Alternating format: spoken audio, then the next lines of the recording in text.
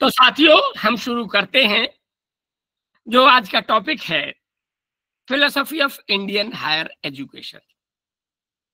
भारतीय, देखिए, good morning शुरू हो गया। कितना ही कहें, मानेंगे नहीं, 2 4 6 में ली जाएंगे, कोई बात नहीं। विल हैव टू, हमें एक इंक्लूसिव क्लास रखनी है, उनको भी स्वीकार है थोड़ी देर के लिए। डॉक्टर दर्शत कुमार जी ने फिर गुड मॉर्निंग कर दिया, and it disturbs. In fact I want to know if you have got something to say in the comment box. आपको देखिए फूल भी उड़ा दिया। कुछ आपको कहना है, कोई बड़ी खास बात कहनी है, तो वो डिस्टर्ब हो जाता है, वो लिंक या कम्युनिकेशन कंटिन्यूटी डिस्टर्ब हो जाती है। एनीवे, भारतीय उच्च शिक्षा का दर्शन, जैसा कि ये टॉपिक बताता है, इसमें 4 शब्द हैं: philosophy, education, higher education and Indian. तो यदि हम इन चारों को बारे में जाने तो ऑटोमेटिकली हम Indian philosophy of higher education जान जाएंगे। इसमें भी इंडियन और एजुकेशन, ये हमारा रात दिन का लेना देना है। All of you have got education, higher education, so you know the difference between educated and uneducated. इसलिए उसमें बहुत ज्यादा ध्यान देने की जरूरत नहीं है। हम ज्यादा ध्यान देंगे क्योंकि बहुत कम लोगों ने हम में से फिलोसफी की अंडरस्टैंडिंग है, फिलोसफी की उस दृष्टि से अंडरस्टैंडिंग है जिस दृष्टि से हम एजुकेशन को देखना चाहते हैं। So I will be devoting more time on philosophy, less time on education and higher education and Indian, and in the last I'll be concluding what Indian philosophy of Indian higher education means. मैं बीच बीच में याद दिलाता रहूंगा साथियों, video on and audio off. So we begin. Philosophy एक बड़ा ही typical और मैं कहूंगा थोड़ा सा वेग शब्द है। हम अपनी लाइफ में, अपने रोजमर्रा की जिंदगी में, in our day to day college and university life, we use the word philosophy. Philosophy के इसीलिए मैं 3 प्रकार के अर्थों की बात करूंगा। I will be talking of philosophy in 3 types of meanings. One is layman's meaning, second is etymological meaning, and the third is conceptual meaning. Layman उसे कहते हैं जो कॉमन आदमी है, जिसने फिलोसफी का औपचारिक रूप से अध्ययन नहीं किया है। One who has not studied philosophy in a formal manner, who has not studied philosophy say in B or MA, is a layman for philosophy. For example, I am a layman for history because I studied history only up to class 8th. So I am a layman for history. I am not a layman for philosophy because I have done MA philosophy. I am not a layman for botany because I have done MSc botany. I am not a layman for education because I have also done MAd.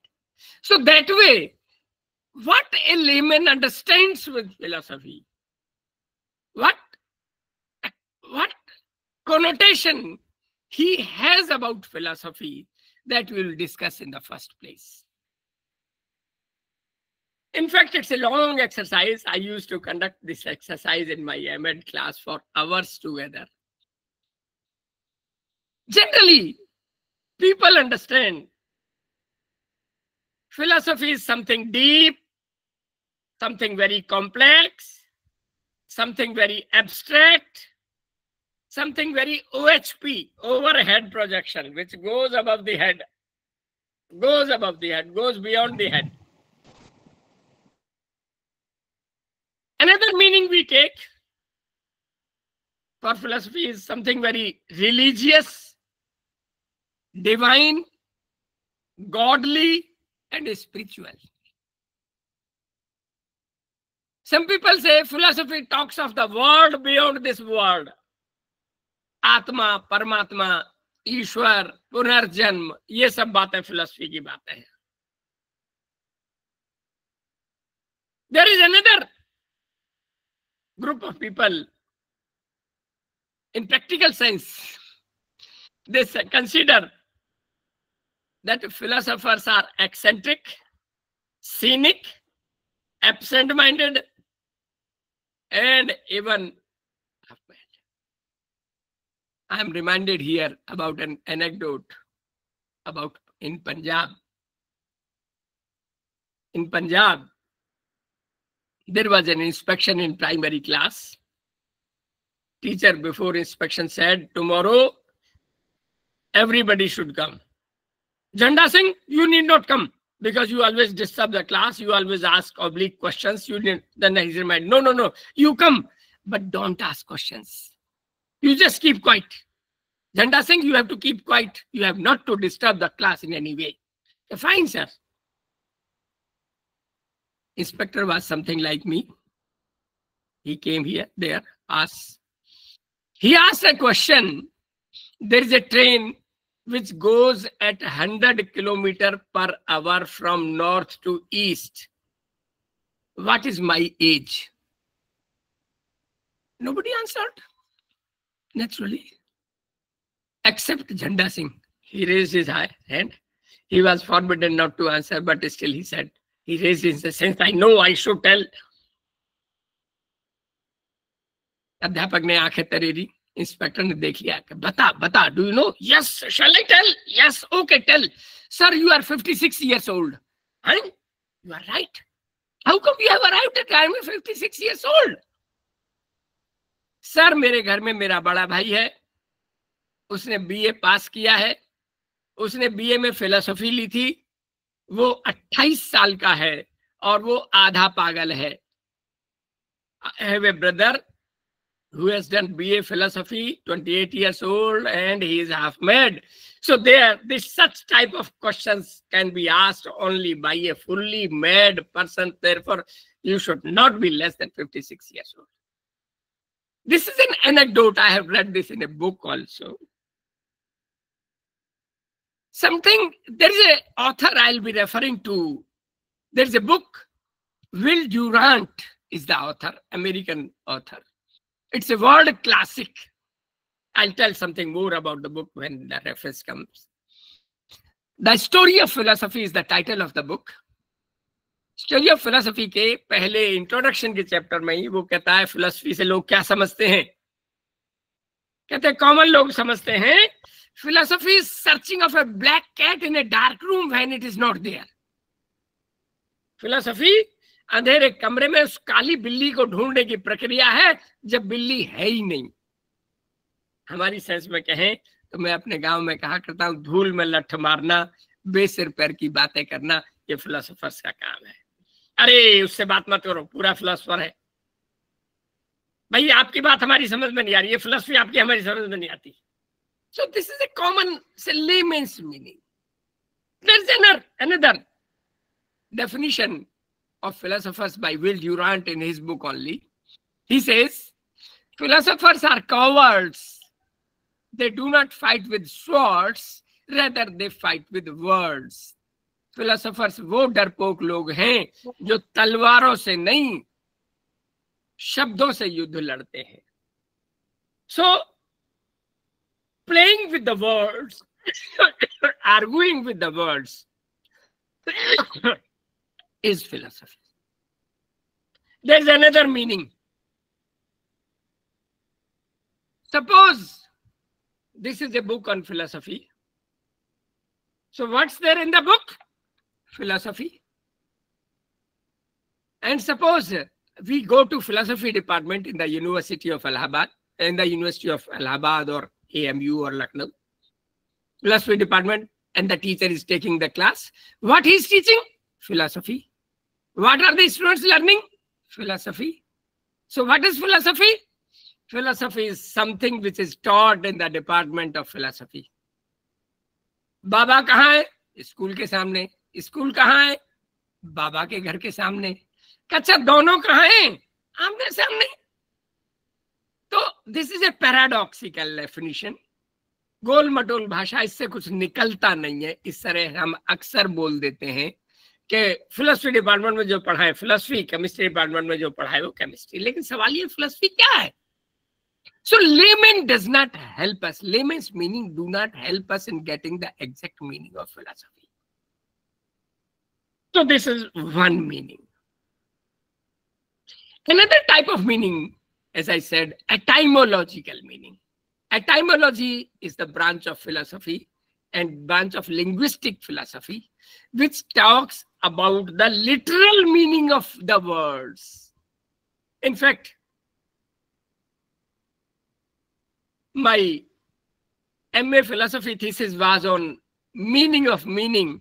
So there I discussed, there are two types of meanings: denotative meaning and connotative meaning. Denotative meaning is the main meaning, basic meaning, fundamental meaning, original meaning, first meaning which was given to a word. किसी भी शब्द को दुनिया में पहली बार जो अर्थ दिया जाए उसे डेनोटेटिव या मूलार्थ कहा जाता है. डेनोटेटिव मीनिंग और मूलार्थ, first, basic, primary, fundamental, original meaning, denotative meaning. तो डेनोटेटिव मीनिंग के अनुसार what do we mean by philosophy? Now here let me caution. In English we call philosophy, in Hindi we call darshan shastra. But denotatively, philosophy word is derived from Greek and Latin, and darshan shastra word is derived from Sanskrit. So since Greek and Latin on the other side and the Sanskrit on the other side, since these are two different languages, two different cultures, two different societies, therefore the denotative meaning of both is different from each other, though we take it almost as a synonym. हालांकि हम इन दोनों को एक तरह से ही प्रयोग करते हैं, लेकिन अलग अलग अर्थ हैं. इसीलिए फिलॉसफी का जो अर्थ है वो ग्रीक और लैटिन भाषा के अर्थ से, और जो दर्शन शास्त्र का जो संस्कृत का अर्थ है वो दोनों अलग अलग हैं. Let us take them both. Philosophy is comprised of two words, Greek people tell us. Philosophy. Phil means love or attraction, and Sophy means wisdom. Phil, love, attraction, prem, आसक्ति. Wisdom, विवेकशीलता, Vivek. So what is philosophy? Love of wisdom is philosophy. Love for wisdom is philosophy. विवेक से प्रेम करना philosophy है, बशर्ते विवेक लड़के का नाम नहीं है, एक गुण का नाम है. विवेक is not the name of a person, it is the name of a character. Wisdom, विवेकशीलता, wisdom, विवेकशीलता से प्रेम करना फिलॉसफी है. अब प्रैक्टिकल सेंस में विवेक का क्या मीनिंग है? It's a very very kind of a vague word. What do you mean by vivek? What do you mean by wisdom? I will cite another story. Of course I'll say it to, for saving the time I'll tell it in Hindi. एक बड़े राजा साहब थे, 300-400 लश्कर के साथ वो अपना कहीं जा रहे थे. राजा साहब की पत्नी उन्हें डांटा करती थी, कहा कि मेरे भाई को आप चीफ मिनिस्टर नहीं बना रहे. वो कहता है कि नहीं, he is not wise enough, he is not, विवेकशील नहीं है वो. तो लावा लश्कर के साथ जब जा रहे थे तो एक जगह रुके, कहीं दूर, उन्हें दूर शोर सुनाई दिया. उन्होंने अच्छा मौका देखा, अपने साले साहब को भेजा जो मिनिस्टर थे, of course, but not the chief minister, कि साहब जाइए देख कर आइए वहां शोर क्यों है. वो गए, उन्होंने कहा जी 2 लोग खेत पर लड़ रहे हैं, एक कह रहा है ये पेड़ मेरा है, खेत पर एक पेड़, दोनों का खेत मिले हुए हैं, मेड़ पर एक खेत है, वो कह रहा है जी पेड़ मेरा है, खेत मेड़ पर पेड़ है, कह रहा है जी पेड़ मेरा है, दूसरा कह रहा है पेड़ मेरा है. आए थे, उन्होंने कहा अच्छा ये बताइए, जब इतने लड़ रहे हैं, शोर सुनाई दे रहा है, तो आसपास के और लोग कहाँ हैं, गांव के और लोग कहाँ हैं? फिर गया, फिर लौट के आया कि जी गांव के ज्यादातर लोग वहीं हैं, आधे लोग इधर हैं और आधे लोग इधर हैं, और लड़ाई खूब हो रही है. उन्होंने फिर पूछा कि बताओ गांव के पंच लोग कहाँ हैं, सरपंच लोग कहाँ हैं, बड़े बूढ़े कहाँ हैं, where are the elders to settle the conflict? वो फिर गया, ढूंढ के आया कि जी पड़ोस के गांव में किसी सरपंच की डेथ हो गई है, इसलिए सारे बड़े बूढ़े और पंच उसके यहाँ गए. Then he called his chief minister और उनसे कहा कि चीफ मिनिस्टर साहब आप देख कर आइए वहां शोर क्यों हो रहा है। उन्हें अभी तक बताया नहीं था कहाँ क्या बात चल रही है। चीफ मिनिस्टर वेंट देयर, उन्होंने बात की, वहां लोगों से ढूंढा, लोगों को पूछा, लोगों की प्रॉब्लम सेटल कर दी। उनसे कहा कि देखो तुम दोनों लड़ रहे हो, राजा साहब को पता चल गया ये अच्छी बात नहीं है, इसलिए मैं राजा साहब की ओर से भेजा गया हूं और मैं आपको ऑर्डर देता हूं कि ये पेड़ ना आपका है ना आपका है। जब ये पेड़ बूढ़ा हो जाए इसको काट देना और उसको बेचकर जो भी पैसा मिले उसको खजाने में जमा कर देना। वापस आया, आके राजा साहब से बताया सर ऐसा ऐसा था, ऐसा ऐसा था, पेड़ पर ये लड़ाई थी, गांव में वहां गए थे, बड़े बूढ़े ये थे वो थे, और ऐसा था और वैसा था, और सब सेटल हो गया है। मैं उनका दोनों का एक जो समझौता पत्र ले आया हूं और ये अपना खजाने के लिए वृद्धि भी हो गई है। The second man would be considered as wise man. मैं साथियों दो चीज देख रहा हूं, आप में से एक आध का वीडियो वो ऑडियो ऑन हो गया है, उसको ऑफ कर लीजिए, डिस्टरबेंस आ रही थी। और दूसरा, as I said, the basic principle is video on and audio off please. I repeat, मैं अच्छा नहीं लगेगा मैं नाम लूं, वो it does not look nice, और 160 लोगों का नाम लेना भी संभव नहीं है। So I'll just make a appeal, humble appeal to please keep your video on and audio off. इसमें एक और बात भी है कि एक बार यूपी के किसी जगह चल रहा था ये HRDC का प्रोग्राम, जब मैंने जोर दिया तो एक सज्जन लुंगी में अपने खेत पर काम कर रहे थे। सच बात यह है कि लुंगी में भी नहीं थे, उन्हें कहना पड़ा कि आप वीडियो ही ऑफ कर दो, ऐसा भी ना करें। खैर, तो विजडम, विवेकशीलता is a characteristic of human life, of human beings, जिसमें कि कंप्लीटली होलिस्टिकली सदा लॉन्ग रन की चीजों की, लॉन्ग रन इंटरेस्ट में चीजों को देखा जाता है। Now let us come to the meaning of darshan shastra. As I said, it's a word from Sanskrit. So in Sanskrit यदि हम वाक्यों में प्रयोग करें, शर्मा जी कहां गए थे? क्या जी मंदिर में दर्शन करके आ रहा हूं। अरे ये तो अच्छी बात है, पर हमें आपके दर्शन नहीं हो रहे। I am not having darshan of yours. Sir please दर्शन दे दिया करो, सर प्लीज है। हम दर्शन क्या करते हैं, मीनिंग क्या है? To be face to face with, आमना सामना होना, साक्षात्कार होना, एक दूसरे के रूबरू होना। हम किसके आमना सामना होते हैं? हम किसके दर्शन करते हैं? हम कुत्ते, बिल्ली, घोड़े, गधे, चोर, उचक्के के दर्शन नहीं करते। हम ये नहीं कहते कि मैं चोर के दर्शन करके आ जाऊं, किसी उस बेईमान के दर्शन करके आए हूं। वी ऑलवेज से, हम उसके दर्शन करते हैं whom we always, either it is God or it is who is always higher to us. We give him respect. We find pleasure in meeting him or her. We strive to meet him or her. We strive. हम उससे मिलने के लिए लालायित रहते हैं, उसको सब बड़ा मानते हैं, आदर देते हैं, सम्मान देते हैं। उर्दू में एक वर्ड है रूबरू होना। हालांकि मुझे ग्रामेटिशियंस ने, उर्दू वालों ने बताया कि मैंने संधि विच्छेद गलत किया है, पर मेरा मसला हल हो जाता है तो मैं इसका कहूंगा रूह रूह होना, एक आत्मा का दूसरी आत्मा से साक्षात्कार होना। To be face to face of one soul with the other soul is रूबरू होना और आमना सामना होना और दर्शन होना। Now there is one question in Kathopanishad. It was raised, what is that by knowing which everything can be known? वो क्या है जिसके जानने से सब कुछ जाना जा सकता है? लोग कहते हैं बहुत आसान है। कठोपनिषद में उत्तर दिया, सोल और गॉड, आत्मा या something that is adorable, higher than us, and we strive to attain or achieve or meet that. Who is that? God.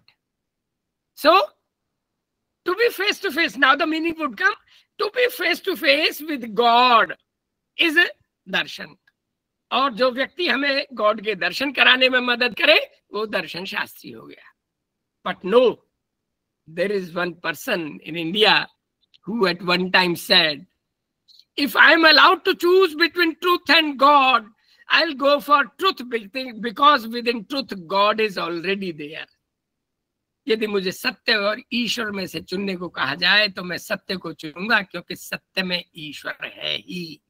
Mahatma Gandhi. अब सत्य कौन सा है? ये कि मेरे पास ये मोबिल्लू है, ये कि मेरे पास पेन है, क्या ये सत्य का है? Please do not blow flowers. भाइयों मान जाइए, विद्वान और विदुषियों, please do not blow flowers, let us stick to our dialogue only. तो वो कहता है the truth should not be mundane, the truth should not be ordinary, the truth should not be an everyday common truth, it should be a higher kind of a truth, it should be a ultimate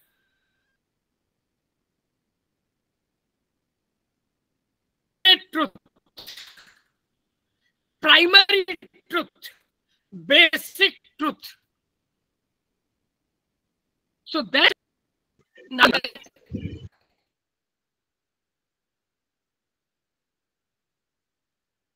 philosophy is darshan शास्त्र।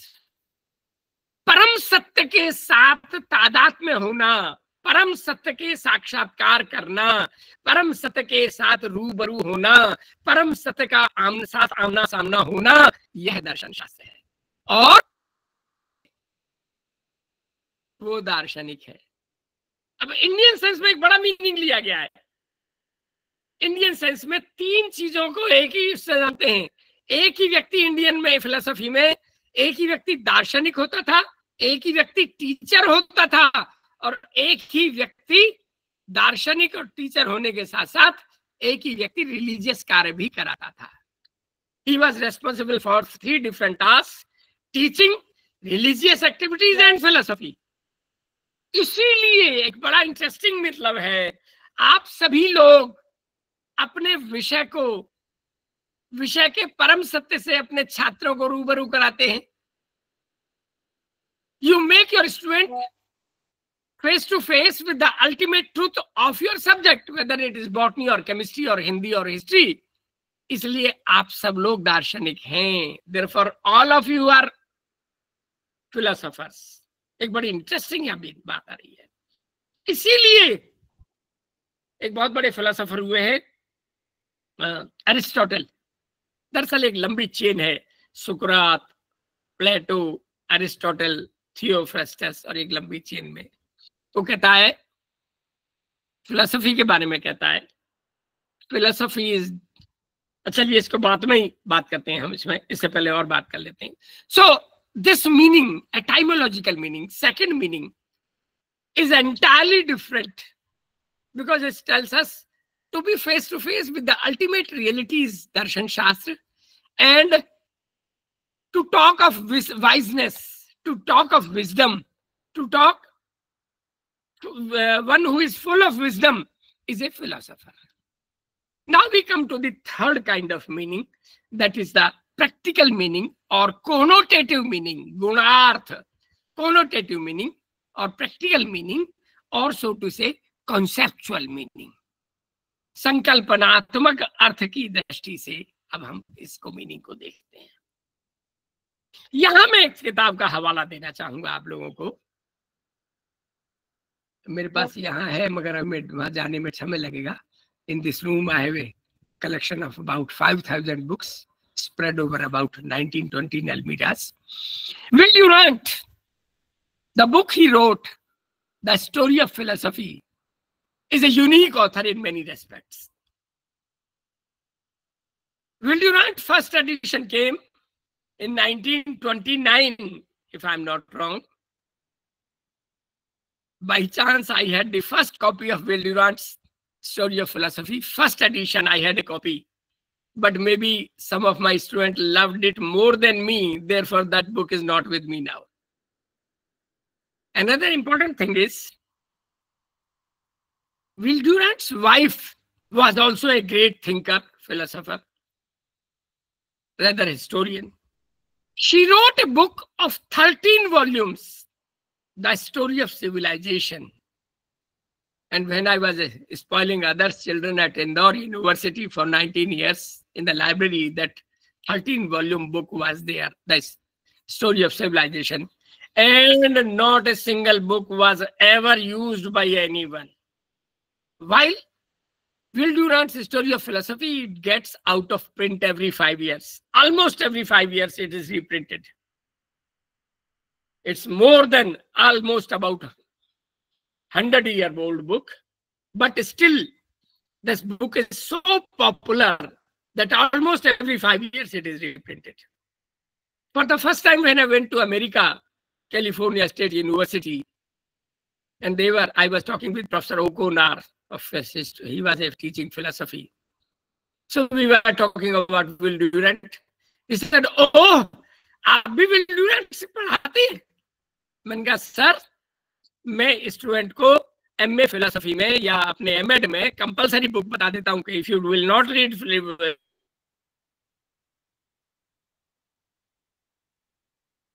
Story of Philosophy, you will miss a lot. Okay, here also in America also, we make almost a compulsory book in philosophy. But the truth is, this book was basically written for the layman, for the common people.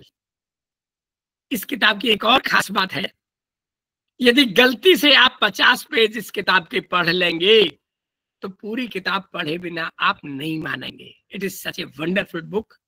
It is such written in a lucid way. Wonderful. इस किताब से मैंने 2 definition लिए हैं. I have taken 2 definitions from this book. मेरा या आपका internet में कुछ प्रॉब्लम आ रही है. If you allow for a gap of 2 minutes, I will say change my internet settings. Okay, sir. Okay. Mazhar sir, please check it. Sir is saying Okay, sir. Okay, sir. something Yes. wrong with internet. My work is done. Internet problem. I think now internet problem will be less. Let us hope. So, 2 definitions I have taken from Will Durant. First definition, I will say, thinking of things in totality is a philosophy. See, thinking of things in totality is philosophy.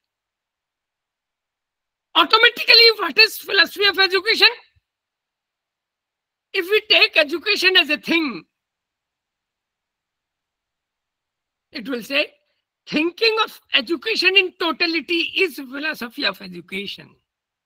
I repeat, thinking of education in totality is a philosophy of education. मैं इसको और तरह से कहूंगा, समग्रता से सोचना. Will Durant, Story of Philosophy, Masood साहब पूछ रहे हैं, Will Durant, Story of Philosophy. वो कहता है समग्रता पूर्वक चीजों के बारे में सोचना. चीजों को वो क्वालिफाई करता है. वो कहता है things, person, places and ideas. So thinking in totality about persons, places, things or ideas is a philosophy. So idea of education, if we think in totality about the idea of education, it will be philosophy of education. So it can be philosophy of the mouse. It can be philosophy of the mobile. It can be philosophy of history. It can be philosophy of science. It can be philosophy of chemistry. It can be philosophy of social science. It can be philosophy of history. So, one definition. Samagrita Purvak. All. I'll take an example.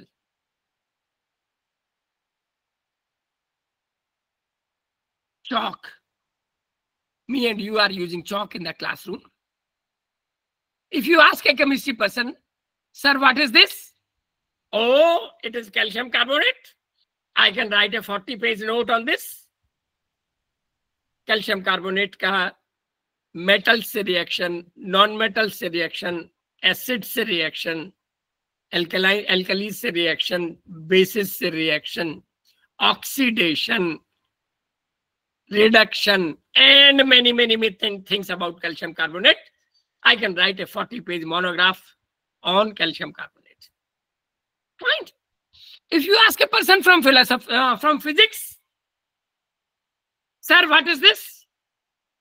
Oh, melting point this, boiling point this, evaporation point this, physical properties this, atomic weight this, molecular weight this, density this, optical properties this, metallic properties this.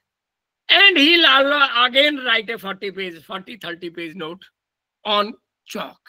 So that is physics of chalk. Earlier it was chemistry of chalk. Professor Sharma, who was one time professor in Tata Institute of Fundamental Research, he was a friend at Indore University. I asked him, sir, what is this? Oh, it is according to mathematics, it is a tapering cylinder. It is broader at the base, smaller at the top. And I can tell you the formula of area at the broader base, and the area at the top base. I can tell you the formula, surface area. I can tell you the volume of this chalk.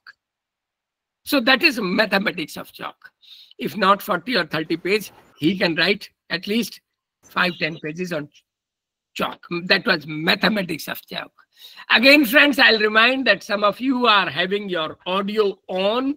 Please do not do that. Someone is moving in the car or in the vehicle in the market, that disturbs us.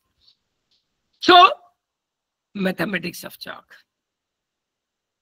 Friends, it has been found at one time that 70% of the chalk makers are children below 14 years.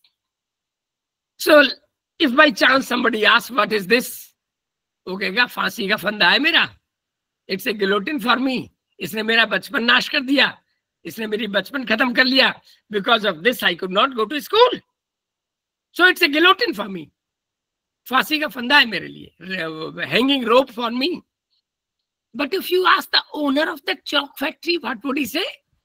Oh, मेरी रोजी रोटी है sir. मैं अपने बच्चे पालता हूँ. It's a bread earning mechanism for me. So chalk, which was a tapering cylinder, which was calcium carbonate, which was a hanging rope, is also a bread earning mechanism. I asked my friend Professor Das, Kashi Vidyapith, he was Professor Head Dean. I asked, sir, what is this? कहता है क्रांति का औजार है ये chalk. It's a tool of creating revolutions. I create revolution every day. Every day, what I do, I make doctors, lawyers, chartered accountants, thinkers, workers, bankers, police people, administrative people. I create revolution every day in the class, and society get people from all walks of life. So again, if I summarize in totality, the chalk, which was a tapering cylinder, was also a calcium carbonate, was also a hanging rope, was also a bread earning mechanism, is also a tool of revolution. So that thinking of chalk in totality is philosophy of chalk. Similarly, if we think in totality about education, that would be philosophy of education. I'll remind many of you to please switch on to the video mode. Ethically not correct. Technically also not correct. Please come on the video mode. Okay. I go to the next definition. Again from Will Durant. Sir, just sorry Please. to interrupt you. One question here. Please. The totality of anything or a subject or, would also change from time to time. It is not Yes. something, it's not something which is static. So Yes. the entirety of anything might also change with the passage of time. Yes. So, but the beauty of this definition is whenever the thing would change, that will be also included in this definition. Naturally. Wonderful. Wonderful. It's a good addition. I appreciate. Thank you very much. Yeah. That is why I said it is a connotative meaning.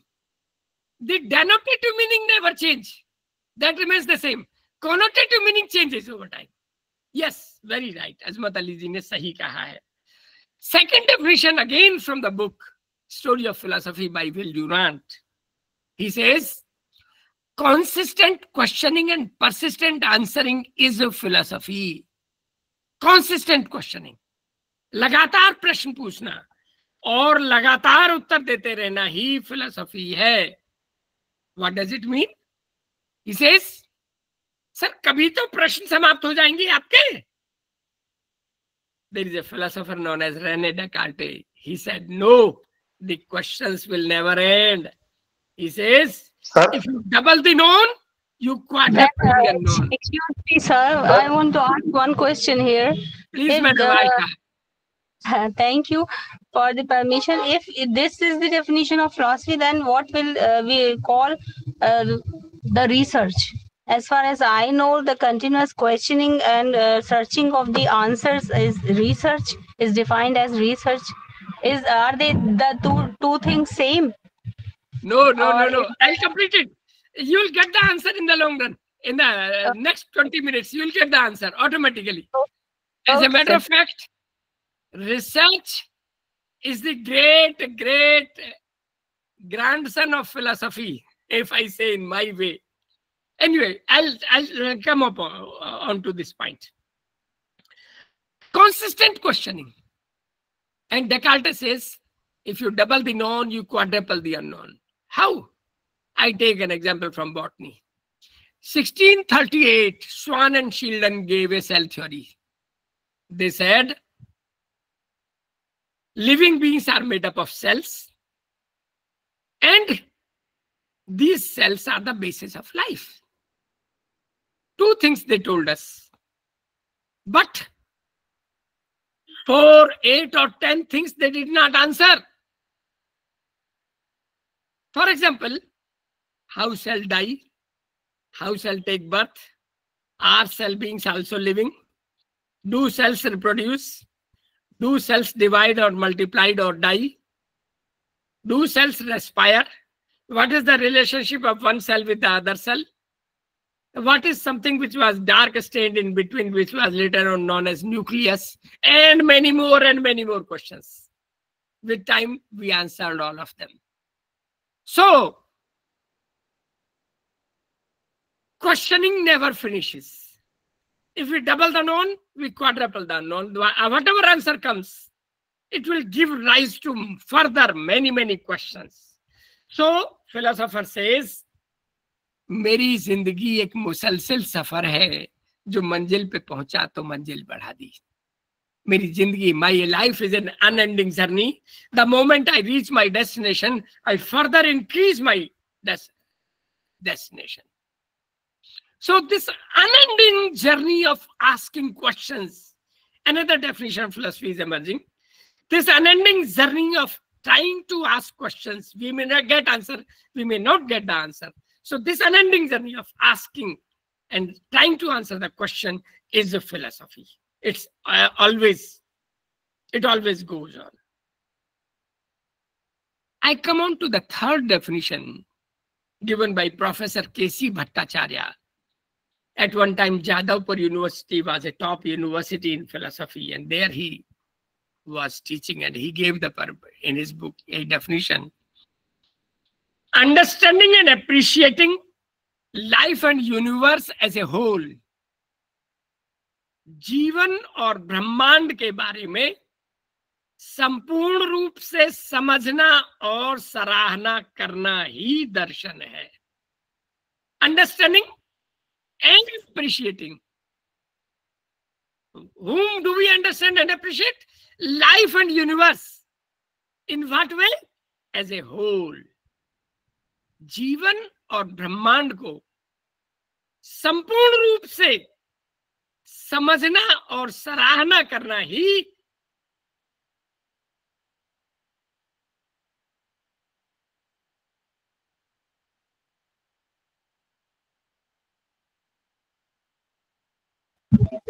You are not audible. Internet problem is education के बारे में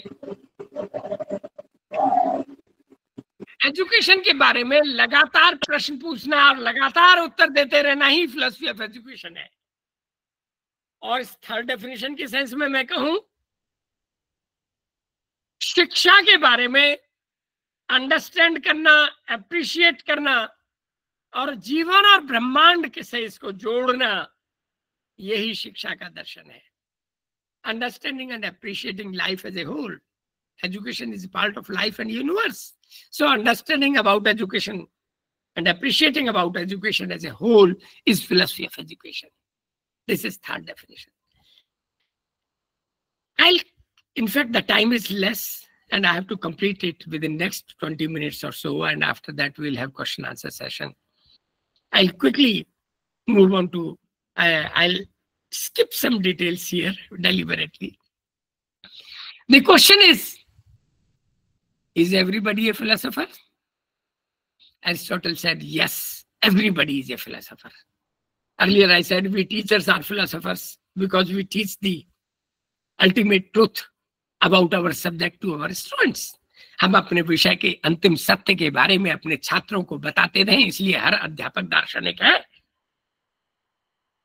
Aristotle कुछ और आगे कहता है, वो कहता है philosophy is so deeply diffused into the wholeness of human mind that everyone follows a definite philosophy whether he is aware of it or not. Philosophy हमारे मन मस्तिष्क की समग्रता में इतने गहरे बैठ गई है कि दुनिया का हर व्यक्ति फिलॉसफर है, चाहे इस बात को जानता हो या ना जानता हो। मैं इंदौर यूनिवर्सिटी में मैं जब 19 साल तक दूसरों के बच्चे बिगाड़ता था तो वहां सामने एक कॉबलर था, मोची, हम उसके पास बैठ जाते थे, हमारा अच्छा दोस्त सा था। तो उससे हम बात करते थे, वो कहता जी आज की शिक्षा बेकार है, सब बकवास है। कि क्यों? कि मेरे 10वीं फेल लड़का है, ये ना तो मेरा काम करता है, ना नौकरी मिलती है, ना अपना काम करता है। शिक्षा ने इसे बेरोजगार बना दिया, निकम्मा बना दिया। दूसरे लड़के को मैंने 8वीं भी नहीं पढ़ाई, अब देखो बैठ के काम कर रहा है, कमाता है, लाता है। He is talking about vocational education and the importance of vocational education in liberal or the general education system. He is talking about a truth which has come about in NEP 2020 now. So that person is a philosopher. दुनिया का कोई भी व्यक्ति किसी न किसी दर्शन को मानकर चलता है। हो सकता है वो इस बात को जानता हो सकता है इस बात को ना जानता हो। मैं और आप तो जानते हैं कि हम फिलोसोफर हैं। वो कहता है I follow a philosophy, so you are a philosopher. दूसरा कहता है I do not follow any philosophy, I follow no philosophy. Sir, you are also a philosopher because you are following no philosophy. Your philosophy is no philosophy. So no philosophy is also a philosophy. दर्शन ना होना भी या दर्शन ना मानना भी एक दर्शन है। That we call as nihilism. Philosophy में आप पढ़िएगा निहिलिस्टिक फिलोसफी, निहिलिज्म।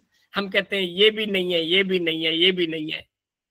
भारतीय दर्शन में कहा जाता है चरानेति चरानेति चरानेति, ये भी सच नहीं है, ये भी सच नहीं है, ये भी सच नहीं है, जो बचता है वो सच है। So in essence I would say everybody is a born philosopher, we accept it or not. Now quickly I'll differentiate between science and philosophy. विज्ञान और दर्शन के बारे में विल ड्यूरांट ने 3 बताए थे, मैं 2 एक और बता के बात को कहूंगा।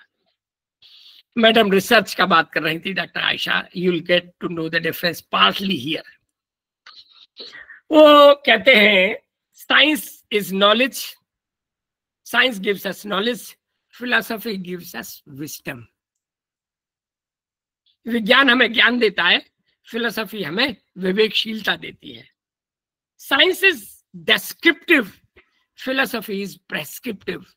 साइंस डिस्क्राइब करती है ये कैसा है, ये कैसा है, दिल में ये चीज है, दिल में ये चीज है। फिलॉसफी उसको सलाह देती है, ऐसा करो, ऐसा मत करो, यहां जाओ, यहां ना जाओ। So description is science, prescribing is philosophy. Science is analytic, science analyses, while philosophy does not only analysis but it also synthesizes. Science synthesize भी करती है, विश्लेषण भी करती है, सिंथेसिस भी करती है। Science tells us what is, philosophy tells us what ought to be there. विज्ञान हमें यह बताती है क्या है, फिलॉसफी हमें बताती है क्या होना चाहिए, what ought to be there, what should be there, what is most desirable. Will Durant ने एक और बड़ा बढ़िया कंपैरिजन किया है, science is captured territory and philosophy is a vast jungle. वो कैसे? वो कहता है suppose there is a grassland, एक अनंत विशाल घास का मैदान है और हर घास का पौधा एक सवाल है। Every grass plant is a question and you are trying to answer that question, and you as a result you answer one question and you pluck one grass plant. So whatever questions you have asked and whatever answers you have got, that ground which has been cleaned, the answered questions are science, the unanswered questions are philosophy. The ground which has been cleaned, वो मैदान जो साफ कर लिया है और हमने प्रश्नों के उत्तर दे दिए हैं, वो साफ किया हुआ मैदान विज्ञान है, और जो अनंत विशाल घास का मैदान बचा हुआ है वो सब फिलॉसफी है। So philosophy is whole, science is part, research is part, philosophy is whole. So एक और डेफिनेशन कहता है वो कि मान लो कभी घास के साफ किए हुए मैदान में भी सवाल आ गए, साइंस ने सवाल उठाए, तो चूंकि हर व्यक्ति बेसिकली फिलोसोफर है, अब आदमी कॉमन सेंस से, अपनी विजडम से उन सवालों का उत्तर देगा, और जिस दिन उत्तर मिल जाएगा वो साइंस बन जाएंगे, जिस दिन उत्तर नहीं मिलेगा तब तक वो फिलोसफी रहेंगे। I'll take 2 examples. Sir, that is why all research works. That is why all research works are called PhD work, doctorate in philosophy. Yes, that is true. वो एक अलग वो है, मैं अलग बहुत बढ़िया कहा है। Exactly, sir. All we give the degree of doctor of philosophy because he is having an understanding of his subject or a topic in a holistic manner. So everybody in PhD researches about holistic truth about the topic, and that's why it is PhD. Very right. If that is the fact, sir, then philosophy stands superior to science now. Madam ये झगड़ा मैं नहीं करूंगा, पर हाँ मैं student होने के नाते कहूंगा yes, you are right. Because sir, I belong to Unani medicine, and most of our therapeutic protocols are based on philosophy. And we face discrimination and criticism these days because we are not scientific people, we are philosophy based people. No. Let me tell you, madam. We can't be followed, and we can't help the literate people call us many of the hakims as quacks because they say they only talk about philosophy. किसी गायबाना world में ही रहते हैं, and they don't have the scientific predisposition. तो आप इस बारे में कुछ कहें? बहुत बढ़िया मैडम, मैं 3 बातें कहूंगा। नंबर 1, ओरिजिन ऑफ सब्जेक्ट का मैं क्विकली एक व्यू ले लें। सबसे पहले दुनिया में वेस्टर्न फिलोसफी के अनुसार हम चलें तो पहले फिलोसफी था। फिलोसफी में एक वर्ड आया नेचुरल फिलोसफी, फिर नेचुरल फिलोसफी बना जिसमें बॉटनी जूलॉजी साइंस आ गया, फिर आगे चल के वो नेचुरल साइंस शब्द आया, और नेचुरल साइंस से फिर बना physical sciences and natural biological sciences. Physical sciences से फिजिक्स आया, physics chemistry botany zoology, physics chemistry mathematics, और बायोलॉजिकल साइंसेज से बॉटनी जूलॉजी बना, और फिर और आगे चल के अलग विषय बने।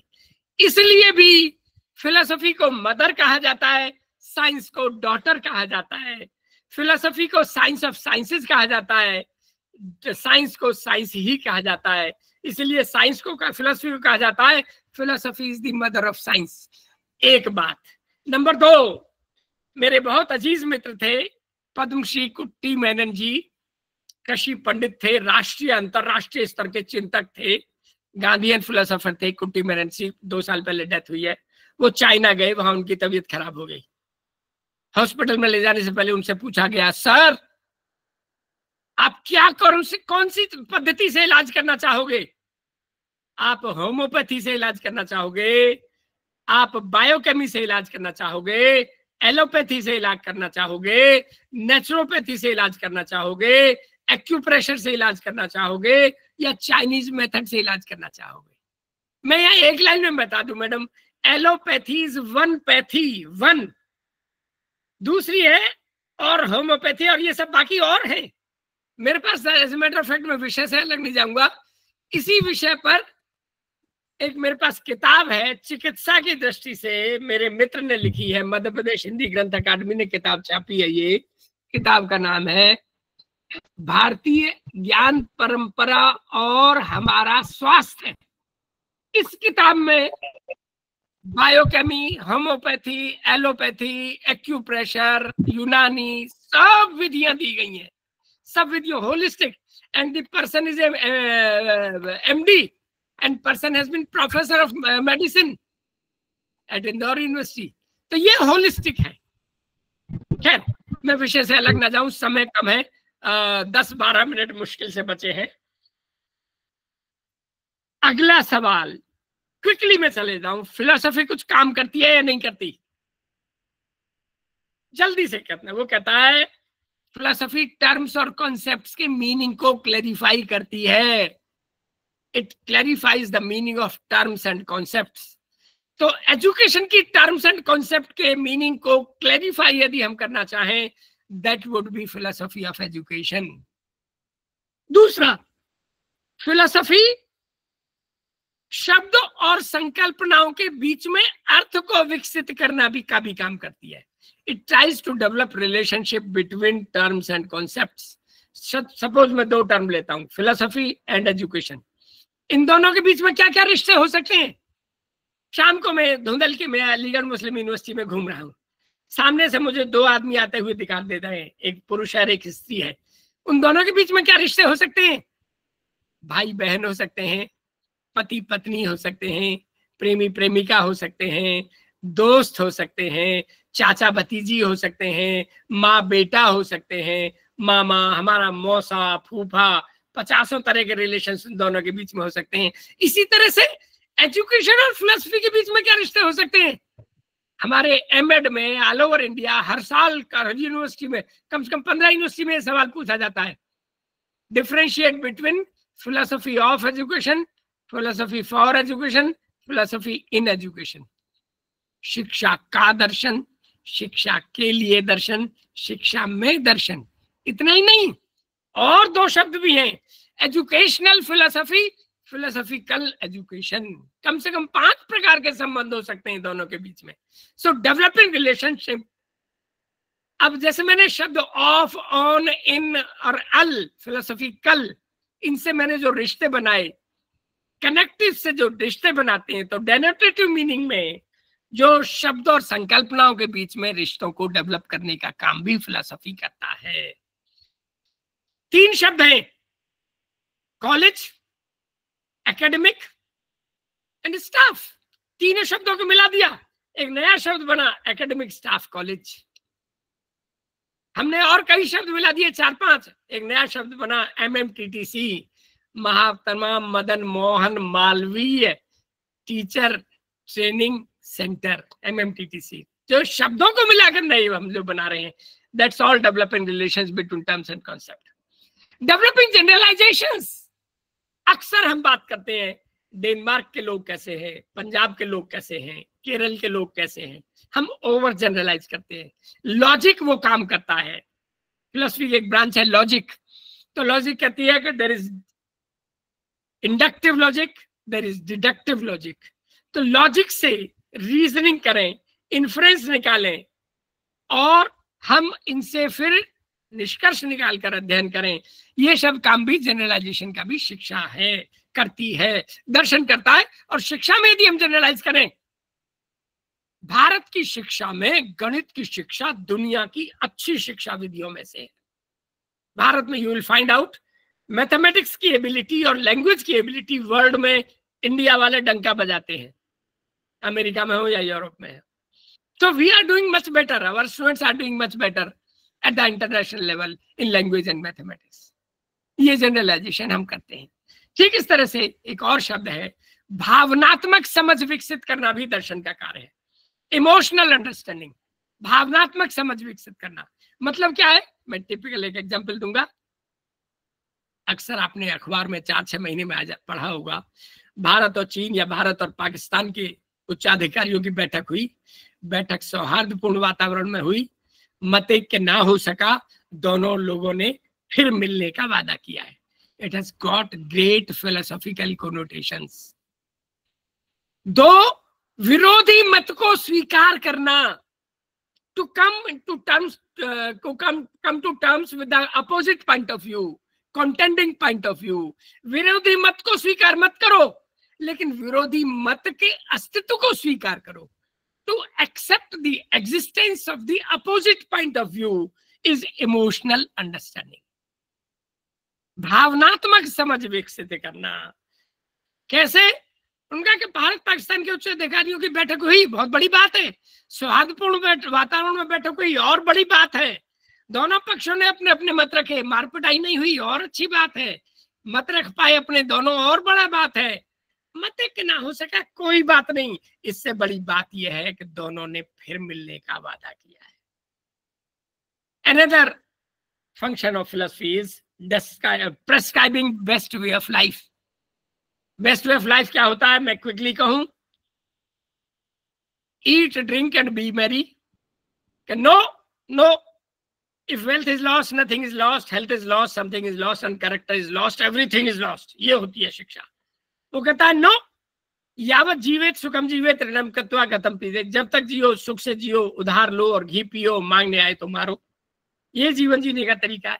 फिर कहता है नहीं, अगला फिलोसोफर कहता है जियो और जीने दो, लिव एंड लेट लिव। फिर अगला फिलोसोफर कहता है कि अगला वो है जैसा देश वैसा वेश, adjust according to time and country and place. तो ये जो जीवन जीने के अनेकों प्रकार हैं, all philosophers they prescribe different point of view. सभी प्रकार की शिक्षाएं दुनिया में जितनी भी शिक्षाएं हैं वो जीवन जीने के लिए सर्वश्रेष्ठ विधि का बताती हैं अपनी अपनी तरह से। और अब इस तरह से एजुकेशन की दृष्टि से यदि हम लें, developing a holistic view by analysis and synthesis, ये एक तरीका है। दूसरा, thinking, understanding and appreciating the nature of part and whole. ठीक इसी तरह से keeping alive interest in all such questions is philosophy function.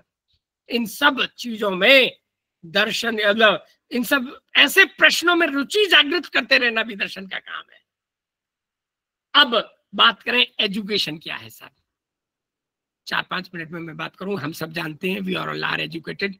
Friends please come on the video mode. Ethically, technically, legally, that's not a good thing.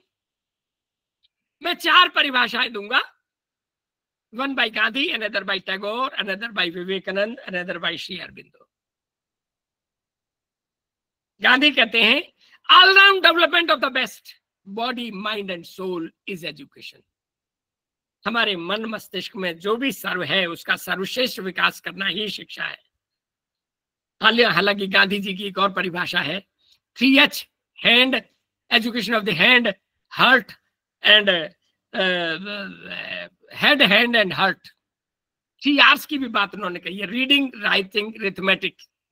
एक और उनकी परिभाषा है animalistic tendencies को छोड़ते जाना और ह्यूमनिस्टिक टेंडेंसीज को लेते जाना ही शिक्षा है। टैगोर साहब एक अलग बात कहते हैं, हमारे अंदर जो क्षमताएं हैं उनको उजागर करना, मैनिफेस्ट करना, मैनिफेस्टेशन ऑफ इनर पोटेंशियल कैसे करें? डांस से, ड्रामा से, डिबेट से, डिस्कशन से, डायलॉग से, आर्ट से, लिटरेचर से, म्यूजिक से। अभिव्यक्ति हम ऐसे ही तो करते हैं, अल्पना से, रंगोली से, लिटरेचर, आर्ट्स, म्यूजिक, इन सब विधियों से अपने को एक्सप्रेस करना। To express oneself in whatever way we can, to express our potential, that is education. शिक्षा वह है जो व्यक्ति को एक्सप्रेस करना सिखा दे, अपने उसके जो हमारी अंदर की मूल प्रवृत्तियां हैं, मूल पोटेंशियल है, उसको हम एक्सप्रेस कर पाए। Everybody is a born artist, everybody is a born musician, everybody is a born literary. इन चीजों को उठाकर बाहर लाना, ये शिक्षा का काम। विवेकानंद कुछ और कहते हैं। मजे की बात है, इन सब में आपस में विरोध नहीं है। विवेकानंद कहते हैं education is that which makes child a man. शिक्षा वह है जो बालक को मनुष्य बनाए। अब मनुष्यता के गुण आप जो मर्जी ले लीजिए, physical, mental, emotional, spiritual, dialectical, whatever. मानव के गुणों से अपने आप को भरने का काम शिक्षा करती है। श्री अरबिंदो की 2 परिभाषाएं बड़ी इंपॉर्टेंट है यहाँ। श्री अरबिंदो कहते हैं education is as deep as experience, as broad as life and as fulfilling as divinity. शिक्षा जीवन जितनी गहरी, अनुभव जितनी गहरी, जीवन जितनी विशाल और दिव्यता जितनी परिपूर्णता लाने वाली है। एक और परिभाषा है अरविंदो जी की, attainment of solvation on this earth and in this earthy existence is philosophy. इसी जमीनी हालातों में, इसी जमीनी स्थितियों में जीते जी मोक्ष की प्राप्ति करवाने में मदद देना ही शिक्षा है। 2-3 चीजें और बता दूं और फिर मैं इंडियन पे आ जाऊंगा। हायर एजुकेशन की बात करें हम। हायर एजुकेशन में 3 बातें और। यस, किसी का ऑडियो ऑन हो गया है। There are 2 types. Generally we describe education. Yes, moksha is also there. School education and higher education. So some people say school education is lower education. College and university education is higher education. Some people will say 16-17 साल से पहले lower education है, इसके बाद जो होती है वो हायर एजुकेशन है. Some people will say vidya, worldly, to talk and to teach about the world, physical world, is lower education. To talk about the world beyond the world, para vidya, world beyond the world, उसके बारे में शिक्षा लेना higher education है. हमारे एक राष्ट्रपति ऐसे थे जो 8वीं फेल थे, लेकिन फिर भी उन्हें ज्ञानी कहा जाता है क्योंकि उन्होंने स्पिरिचुअल एजुकेशन, रूहानी शिक्षा में परंगतता प्राप्त की थी. He was a master of knowledge about divine knowledge, about spiritual knowledge, about Sikhism. Therefore he was known as Giani Zail Singh. एक और डेफिनेशन है, as I said, worldly education is lower education, spiritual or divine education is higher education. Last, एक और बड़ा interesting बात आता है, 12वीं कक्षा तक हम क्या पढ़ते, वाट, वहां की उपज क्या है, वहां की जनसंख्या क्या है, वहां के कैसे लोग हैं, वहां क्या उपज होती है, वहां मिनरल्स मेटल्स क्या होते हैं, वहां का ये ऐसा क्या है. हायर एजुकेशन में हम क्यों पढ़ते हैं, वाई दिस, उपज ऐसी क्यों होती है, वहां मौसम ऐसा क्यों है, वहां बर्फ ज्यादा क्यों गिरती है, वो दिशा इधर को क्यों है, वहां का एटमॉस्फेयर ऐसा क्यों है. All these things we learn under, why we learn under higher education, what we learn under lower education. Indian का मैं क्विकली दे दूं, ज्योग्राफिकल बाउंड्रीज जो हमारी है वो इंडिया है. कुछ लोग कहते हैं कि जो जिन्होंने इंडिया में बर्थ लिया दे आर इंडियंस. इंडिया में मैं लगे बात बता दूं, the oldest living city of the world is in India, that is Banaras, आपके यूपी में है. We are by and large a history oriented society. Indians, किसी ने कहा है पत्रकार ने, इंडियंस ज्यादातर इतिहास में जीना बहुत जानते हैं. मेरे बाबा ने ये किया, मेरे परबाबा ने ये किया था, मेरे उसने ये किया था. हमारा बहुत मैग्निफिसेंट पास्ट रहा है.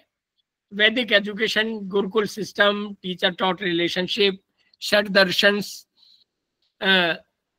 सांख्य योग, मीमांसा, पूर्व मीमांसा, उत्तर मीमांसा, वैशेषिक, सांख्य योग, न्याय, वैशेषिक, मीमांसा, पूर्व मीमांसा, ये सब दर्शन हमारे यहाँ रहे हैं. जैनिज्म फिलोसफी, बुद्धिज्म फिलोसफी, मुस्लिम फिलोसफी हमारे यहाँ उदय नहीं हुई है, लेकिन दुनिया में मुस्लिम फिलोसफी सबसे ज्यादा भारत में विकसित हुई है, because the highest and the greatest and the number of centres of Islamic philosophy are in India till date. Then Indians are by and large spiritual and religious by nature. Our mentality is fatalistic. We are hospitable. We are tolerant. We are philosophic. एक कोई Japan का आया था, कहता है यहाँ का तो भिखारी भी फिलोसफी झाड़ता है, कहता है मेरे भाग्य में होगा तो मिलेगा, मेरे भाग्य में नहीं था इसलिए नहीं मिला. By and large we are non materialist. India के कल्चर के बारे में कहा जाता है, what is Indian culture? It is agriculture. Agriculture based society है हमारी. हमारी वर्ल्ड की आज की डेट में सबसे ज्यादा पॉपुलेशन है. इस समय वेस्टर्नाइजेशन बढ़ रहा है. हमारे यहाँ thinkers Gandhi, Tagore, Vivekananda, Shri Aurobindo, APJ Abdul Kalam, doctor Zakir Hussain, Radha Krishnan, Mohammad Iqbal रहे हैं. साइंटिस्ट हमारे यहाँ रमन, बासु, साहा, रामानुज कलाम रहे हैं. एजुकेशन के कमीशंस में यदि मैं बात करूं, we had 1948 Radha Krishnan commission, 53 Mudaliar commission, 68 Kothari commission, 78 draft policy of education, 1986 new policy of education, 1993 then this Ramamurti committee report, और इसी तरह से यशपाल कमेटी रिपोर्ट फिर 2005 में आई, 2009 में आई और 2020 में आई. लास्ट अब मैं कहना चाहूंगा what is philosophy of education, और मैं यहाँ जान के अब खत्म करूंगा. मैं फिलोसफी ऑफ एजुकेशन, सच बात यह है जगह जगह बता चुका हूं. Thinking in totality about education is philosophy of education. Education के बारे में लगातार प्रश्न पूछे, लगातार उत्तर देते रहना, that is philosophy of education. Education के बारे में संपूर्ण रूप से समझना और सराहना करना, that is philosophy of education. फिर मैं बात कहूं एजुकेशन के बारे में, मेरा हाँ मैं लिंक हट गया था इधर. एजुकेशन के बारे में लगातार प्रश्न पूछना, उत्तर देना तो है ही. शिक्षा की जो concept and terms and concept है, उनके मीनिंग को आइडेंटिफाई करने में लगे रहना फिलोसफी ऑफ कार्य है एजुकेशन का. फिलोसफी में मदद देती है एजुकेशन के लिए. शिक्षा की विभिन्न टर्म्स में संबंध विकसित करना, ये हमारे फिलोसफी ऑफ एजुकेशन का कार्य है. हमारे एजुकेशन में जनरलाइज करना, ये फिलोसफी ऑफ एजुकेशन का कार्य है. सर्वश्रेष्ठ शिक्षा की ओर सदैव बढ़ते रहना, सर्वश्रेष्ठ शिक्षा की बात करते रहना. शिक्षा में इमोशनल अंडरस्टैंडिंग डेवलप करना, शिक्षा में एनालिसिस सिंथेसिस करना, और शिक्षा में पार्ट और होल के बारे में समझना, सराहना करना, अप्रिशिएट करना, सोचना, चिंतन करना, और ऐसे प्रश्नों को सदैव जागृत करते रहना भी फिलोसफी ऑफ एजुकेशन के हिस्से में आएगा. I stop here. 10 मिनट बचे हैं. आपका स्वागत है. You can now. मैं देखिए एक नियम बनाऊंगा और थोड़ा मुश्किल लगेगा. आप में से सवाल वही पूछेगा जो वीडियो मोड पर रहेगा. You are welcome to ask questions and queries. My best wishes. Good luck. Thank you very much. You tolerated me. My best wishes. Sir, where can we find your book, sir? The book that you madam have अभी shown तक book नहीं लिखी है, और मेरी book जो है, मैं दिमाग से टेढ़ा हूँ. मेरी किताब मान लो अगले 1-2 साल में आएगी, वो उतनी टेढ़ी है. द नेचर ऑफ डिसिप्लिन नाम की किताब शायद 1-2 साल में आ जाए. नहीं सर, जो मेरा क्वेश्चन था जी. सर. बोले मैडम प्लीज. सर मैं एक्चुअली 2 क्वेश्चंस थे. नंबर 1 इज रानी जी बोलिए. हाँ, नंबर 1 पहला क्वेश्चन है, इज फिलोसफी मल्टीडिसिप्लिनरी और interdisciplinary? Madam, it is both. It is multi as well as inter, because philosophy is the mother of all disciplines. All disciplines are embedded in philosophy. That is why it is PhD all over the world, whether Africa or Australia or Europe or America or everything in philosophy of education. So philosophy is holistic, interdisciplinary. Any issue on which you will conduct research, you cannot avoid interdisciplinarity. Any topic of research is ultimately a topic of interdisciplinarity. Okay, और okay, sir next question. और एक बोले रानी जी. हाँ, मेरा subject है geography. तो हम लोग ज्योग्राफी में फिलोसफी ऑफ ज्योग्राफी पढ़ते हैं. हम लोग केमिस्ट्री से जैसे ओशनोग्राफी पढ़ते हैं, फिजिक्स से मेटीरियोलॉजी और क्लाइमेट पढ़ते हैं. तो सर मुझे लगा था कि मेरा सब्जेक्ट एक होलिस्टिक सब्जेक्ट है जिसमें फिलोसफी भी एक पार्ट है, लेकिन इस philosophy is also a whole. तो ये बात मुझे मेरा सब्जेक्ट और आपका सब्जेक्ट का डिसिप्लिन का बाउंड्री में थोड़ा कंफ्यूजन आ रहा है सर। मैडम बहुत गहरा सवाल उठा रही हैं आप। आपको थोड़ा सा मैं सफेद बालों की राय दे रहा हूं, थोड़ा और पढ़िएगा। एक्चुअली एक और झगड़ा है geology.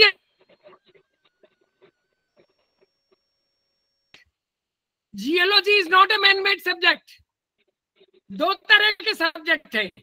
All social sciences are by and large man made. All sciences are naturally occurring subjects. The earth and the sky and everything, they are occurring before mankind.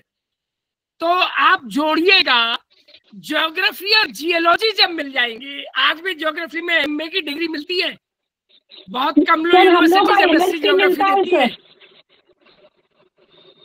अलग अलग एंचर है मैडम, वो तो अलग। अब लंदन यूनिवर्सिटी एमएससी इकोनॉमिक्स दे रही है, इतना नहीं, आगे ब्रिटेन में एमएससी फाइन आर्ट्स हो जाएगा। Every discipline they are trying to make science. तो ये बड़ा झगड़ा है, लेकिन मैं केवल एक लाइन कहूंगा, आप पढ़िएगा इस दिशा में। Philosophy is complete whole. Philosophy से साइंस और साइंस आए, साइंस से और जब गहराई में बात करना किया सोशल साइंस आए, और साइंस से जैसे एक साइंस आया जियोलॉजी, एक और मिला जियोग्राफी। तो जियोग्राफी इज एन इंटीग्रल हो, लिटिल पार्ट मैं लिटिल कहूंगा of philosophy, geography. Okay sir, हम कुछ पूछना चाहेंगे। Little part of Anupam Kumar ji पूछना चाहते हैं सवाल। सर मैं ये कहना चाहता हूँ। अनुपम जी सवाल पूछे। कहना चाह रहा था सर। अनुपम जी बोले। जी सर, ये भारतीय वीडियो, हाँ बोले सर। जी हाँ सर, बोल रहे सर। भारतीय दर्शन के हिसाब से ईश्वर का वास मानव में है, फिर भी कभी कभी आप देखते हैं कि शिक्षित मनुष्य के द्वारा भी कभी कभी इस तरह की गलतियां कर दी जाती है जो दानवता की हद को पार कर जाती है। इसके पीछे क्या कारण? बहुत बढ़िया सवाल है, लेकिन गहराई है उतना भी। इंटरडिसिप्लिनरी भी है और मैडम जो कर रही है मल्टी डिसिप्लिनरी भी है। दो चीज जान ले सर जी। साथ में इतना भी जोड़ ले, मानव में ही ईश्वर नहीं है, कण कण में भी ईश्वर है। जी वेदांत दर्शन इस बात को कहता है। मैं आपको यहाँ बता दूं, वेदांत दर्शन फिर होलिस्टिक है। इस्लामिक फिलोसफी भी वेदांत के दर्शन के काफी कुछ साथ साथ चलती है। उस दृष्टि से ये देखें। और मानव गलती इसलिए करता है कि वो मेटीरियलिज्म, बड़ी गलती का भी एक ही कारण है, हम सोच लेते हैं कि दुनिया हमने बनाई है, हम 30 मार्क हैं, हम खुदा के बड़े भाई हैं, जबकि ऐसा नहीं है। Man is merely a part in the whole cosmos. Vineet Singh ji पूछना चाहते हैं कुछ, मैंने जान के आपका सवाल अधूरा छोड़ा है। विनीत जी। जी सर, जो हम देखते हैं, अभी आपने बताया कि अपने अर्थ स्वरूप और परिभाषीकरण के दृष्टिकोण से भारतीय दर्शन और पाश्चात्य दर्शन दोनों अलग अलग तरीके से उनका विवेचन किया गया है। लेकिन जब हम भारतीय शिक्षा में देखते हैं तो उनमें सबसे ज्यादा प्रभाव हमें पाश्चात्य दर्शन का दिखाई देता है। क्या वर्तमान शिक्षा पद्धति में जो भारतीय दार्शनिक विचारधारा के अकॉर्डिंग अपना करिकुलम डेवलपमेंट करना या एम्स डेवलप करना या जो टेक्निक्स हम पढ़ाने मेथड जो होते हैं, क्या उनके लिए कुछ कार्य किया जा सकता है सर? बहुत बढ़िया सवाल है। मैं 2 लाइन में कहूंगा। मैं आप सब लोगों से पर्सनल गुजारिश करूंगा, 65 पेज की रिपोर्ट है, नेशनल पॉलिसी ऑफ एजुकेशन 2020, पढ़िएगा। इसमें बहुत विस्तार से इस इशू को उठाया गया है। हमें दिक्कत यह है, हमें गुरुकुल सिस्टम के अच्छे पॉइंट भी चाहिए और हमें रॉकेट टेक्नोलॉजी भी चाहिए।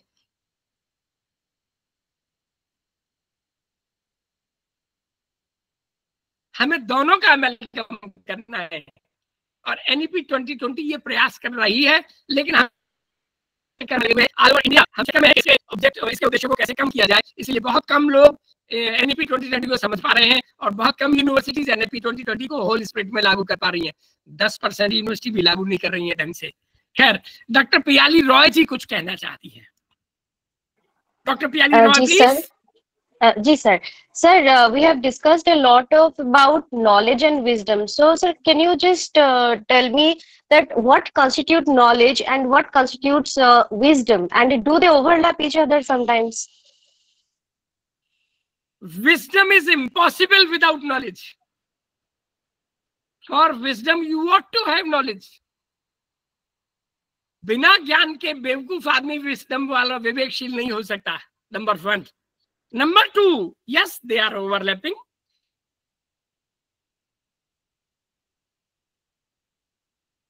Knowledge, sole knowledge is dangerous if it is not coupled with wisdom. एक डॉक्टर बता देगा, मैं क्विकली एक लाइन में चलूंगा पियाली जी, जल्दी से एक लाइन में एक बड़ी इंटरेस्टिंग कहानी सुना देता हूँ. गुरुकुल में गुरुजी ने कहा कि मैंने तुम्हें चारों वेद पढ़ा दिए, अब सीधे घर जाओ और अपने ज्ञान को प्रैक्टिस करो. रास्ते में चारों को एक शेर मिल गया. एक बोला मैं नॉलेज वाला कि मैं बता दूंगा ये शेर क्यों मरा. दूसरा बोला कि जो शेर क्यों मरा मैं कारण उनको ढूंढ के उनका इलाज कर सकता हूँ, इसका इलाज बता सकता हूँ. तीसरा बोला मैं इलाज करके इसको जिंदा कर सकता हूँ. चौथे से पूछा तू कुछ नहीं कर सकता. देखो फालतू बात मत करो, गुरुजी ने कहा सीधे घर जाओ. नॉलेज वॉलेज के चक्कर में ये नहीं है, सीधे घर जाना है. उन्होंने कुछ सोच के ही कहा होगा कि तू बेवकूफ है, यही तो मौका आया है नॉलेज को प्रयोग करने का. उन तीनों ने इलाज किया.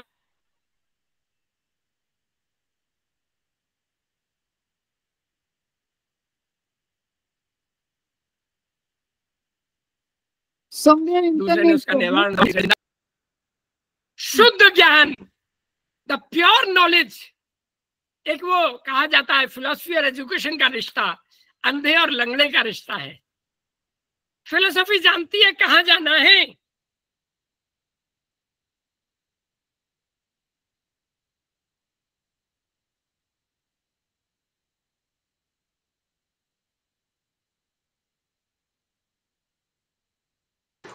it's a wonderful relationship. So knowledge and wisdom are मुझे मालूम है इंटरनेट में प्रॉब्लम आ रही है. Knowledge and wisdom are overlapping and they are supportive to each other, but pure knowledge is without wisdom is dangerous. I stop here deliberately. It is time 10:30. मेरे ख्याल से last कोई एक सवाल लेना चाहे ले सकते हैं, otherwise we say good bye. You tolerated me. Thank you very much. नमस्कार. Thank you sir. Thank you sir. Thank you, sir. Thank you, sir. Thank you, sir. Thank you, sir. Thank you, sir. Thank you, sir. Thank you, sir. Thank you, sir. Thank you, sir. Words Thank you, sir. as blessings from your side. We are highly grateful to you. Thank you very much. Thank you madam. मैं माफी चाहते हुए विदा लेता हूँ. शुक्रिया. नमस्कार. ठीक है. नमस्कार सर. Thank you, sir. नमस्कार. Thank you, sir. Thank you. नमस्कार सर. नमस्कार. नमस्कार. Thank you very much, dear friends. Now I have invited and requested to Mazhar Saab just to tell you that in what way you have to do for this test MCQ that is likely to be held till 3:30 p.m. So please wait. Don't leave the meeting. I'm calling Mazhar Saab. Mazhar Saab, please. Mazhar Saab. Mazhar Saab.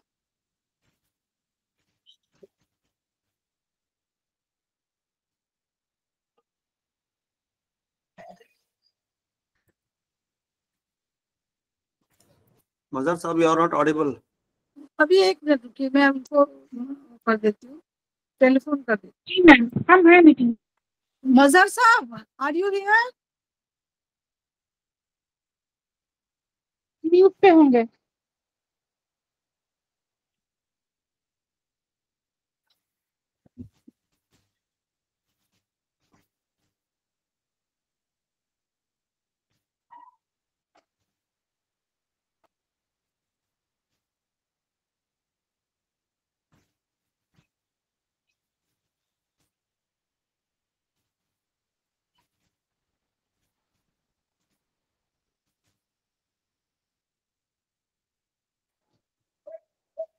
मजहर साहब,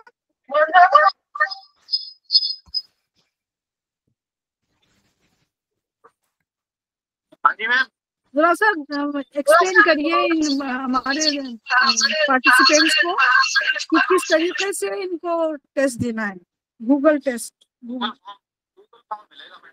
हाँ वो उनको सब बताइए, इनको सब बताइए। आप आइए मीटिंग में और बताइए। चलिए sir, will help you. Please Mazhar साहब।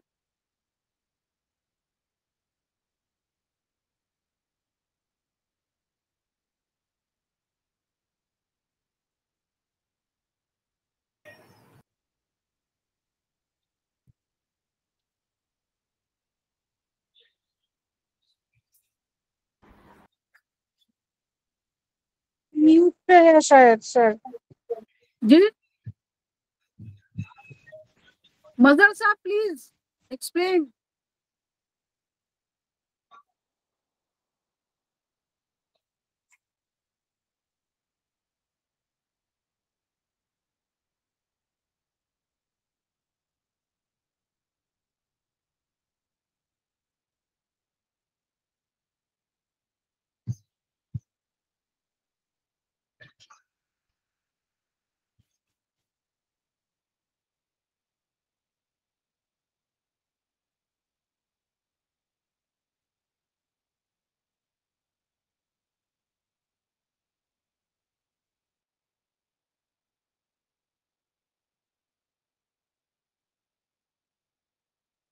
Participants, can you hear me? Yes, thank you. Yes, sir. Yes, can hear. Yes, sir. Yes, can hear. आपको जो टाइम होगा उस टाइम पे गूगल फॉर्म मिलेगा. Okay, you will get to Google. Okay, it contains 20 questions. You have to answer all the questions. It's a multiple choice question answers. Okay. Google form कहाँ मिलेगा? Okay, sir. WhatsApp group पे. Okay. Okay, sir. Okay. Mother, sir, time, please. At what time you will get the? At what time? Time क्या है इसका? 3:30. Time is 3:30. Please see the time table देखिए अपना. Time duration of the test. 3:30. How much time we will get? 45 minutes दिया हुआ है ma'am. Please Mazhar sir को बोले दीजिए.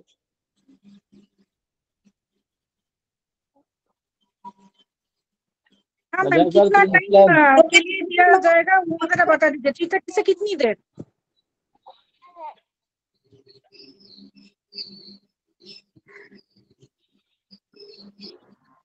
तो उसमें 45 मिनट ही है. हेलो. 40 minutes. हाँ सर बोलिए सर. मैम 1 hour और 45 minutes.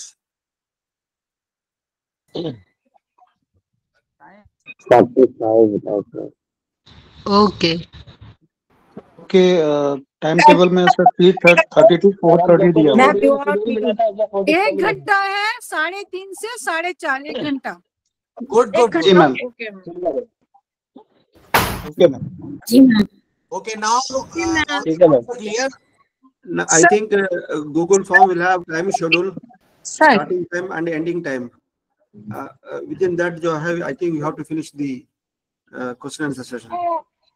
All the doubts are clear. Now we will go for the next class.